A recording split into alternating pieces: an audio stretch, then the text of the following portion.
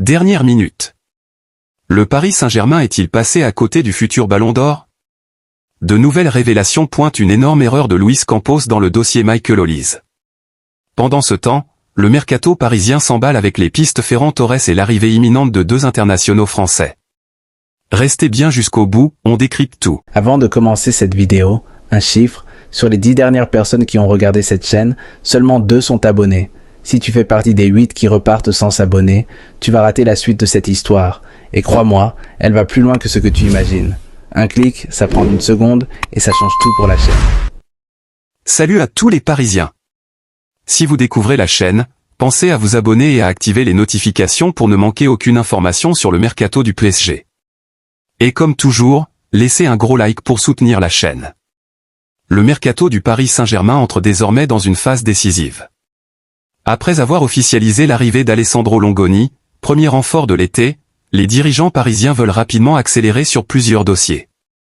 Selon plusieurs sources concordantes, le PSG serait tout proche de boucler les signatures de 2 internationaux français, le milieu offensif de Monaco Magna Kliouch et le latéral gauche Lucas Digne. 2 profils très différents, mais qui répondent parfaitement aux besoins de Luis Enrique. Estimé à environ 55 millions d'euros, Kliouch représente l'avenir du football français, tandis que Lucas Digne, évalué autour de 15 millions d'euros, apporterait toute son expérience à un groupe déjà très compétitif. Une stratégie qui confirme la volonté du PSG de mélanger jeunesse, talent et joueurs confirmés. En revanche, un autre nom annoncé ces dernières semaines ne devrait finalement jamais rejoindre Paris, celui d'Ayoub Boadi. Longtemps associé au PSG, le jeune milieu du LOSC ne ferait en réalité pas partie des priorités du club. Le journaliste Fabrice Hawkins affirme que le secteur du milieu est considéré comme complet par les dirigeants parisiens. Entre la prolongation de Fabien Ruiz et l'éclosion de Seny Mayulu, Luis Enrique estime disposer de suffisamment de solutions dans cette zone du terrain. Le PSG préfère donc miser sur la stabilité plutôt que de recruter un milieu supplémentaire. Une décision qui permet également de laisser davantage de temps de jeu aux jeunes déjà présents dans l'effectif. Autrement dit, les rumeurs envoyant Boadi à Paris peuvent être oubliées. Même si son profil plaît depuis longtemps à la cellule de recrutement, aucun transfert n'est envisagé cet été. Le milieu lillois devrait plutôt prendre la direction de la Premier League.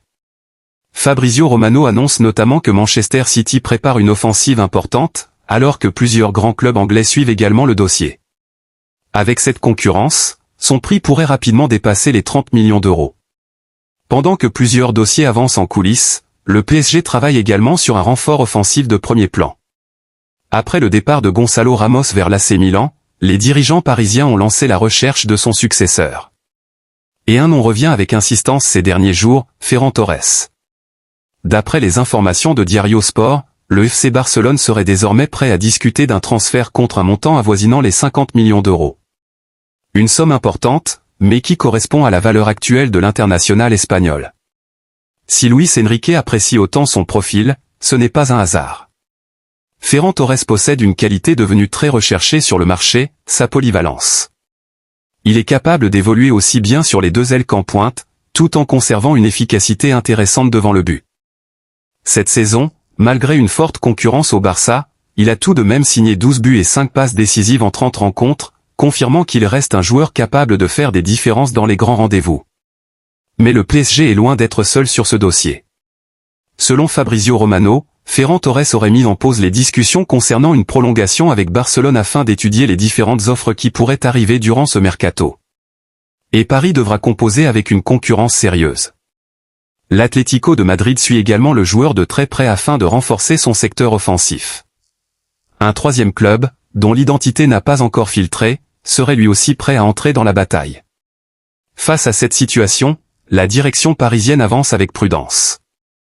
Le club ne souhaite pas entrer dans une guerre d'enchères et refuse de surpayer un joueur, même si son profil plaît énormément à Luis Enrique.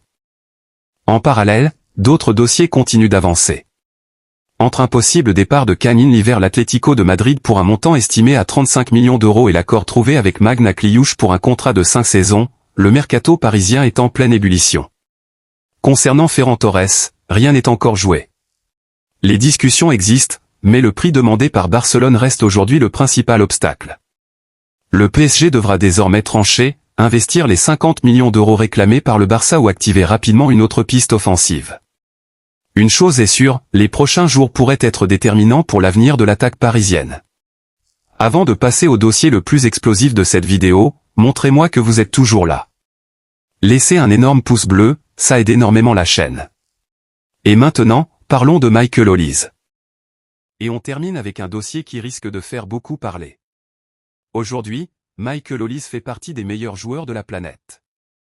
Après une Coupe du Monde 2026 exceptionnelle, conclue avec le titre de meilleur passeur du tournoi, l'international français s'est définitivement installé parmi les plus grandes stars du football mondial. Mais ce que beaucoup ignorent, c'est que le PSG a eu l'occasion de le recruter bien avant son explosion. À l'époque où il brillait encore sous les couleurs de Crystal Palace, le club parisien avait sérieusement étudié son profil.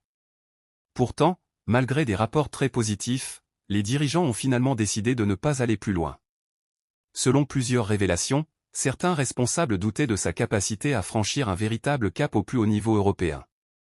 Une hésitation qui, avec le recul, ressemble aujourd'hui à l'une des plus grosses erreurs de recrutement du club ces dernières années.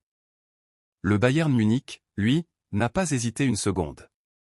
Le club bavarois a rapidement misé sur son potentiel, et le pari s'est révélé totalement gagnant. Aujourd'hui, la situation n'a plus rien à voir. Michael Olise est devenu l'un des joueurs les plus convoités du monde, au point que le Bayern valoriserait désormais son transfert entre 180 et 200 millions d'euros. Une somme gigantesque qui le place parmi les joueurs les plus chers de la planète. Malgré cela, le PSG continuerait de suivre son évolution avec beaucoup d'attention. Toujours selon plusieurs médias, le club parisien n'aurait jamais complètement abandonné l'idée de le faire revenir un jour en France. De son côté, Olise ne fermerait pas totalement la porte à cette possibilité, même si le niveau de compétitivité de la Ligue 1 pourrait peser dans sa réflexion. En parallèle, Luis Campos travaille déjà sur d'autres pistes offensives. Les noms de Magna Kliouch et de Yann Diomandé figurent parmi les grandes priorités du mercato parisien. Pour Kliouch, les discussions avanceraient autour d'un transfert estimé à 50 millions d'euros. Le PSG voit en lui l'un des plus grands talents français de sa génération. Le dossier Yann Diomandé est encore plus complexe. Auteur d'une Coupe du Monde remarquée, l'international ivoirien est également très convoité. Sa valeur est estimée à près de 90 millions d'euros, ce qui complique forcément les négociations avec son club. La stratégie du PSG semble donc assez claire. Renforcer rapidement son secteur offensif avec plusieurs jeunes talents capables de s'imposer sur le long terme, plutôt que de consacrer près de 200 millions d'euros à un seul joueur, aussi talentueux soit-il. Reste maintenant à savoir si ce choix sera le bon. Le PSG a-t-il définitivement laissé passer sa chance avec Michael Olise? Ou le club doit-il tout tenter pour le faire revenir malgré un prix devenu complètement fou? Dites-moi votre avis en commentaire. Et si cette vidéo vous a plu, n'oubliez pas de laisser un like, de la partager autour de vous et surtout de vous abonner pour ne manquer aucune information sur le mercato du Paris Saint-Germain. Merci à tous pour votre soutien, et à très bientôt pour une nouvelle vidéo.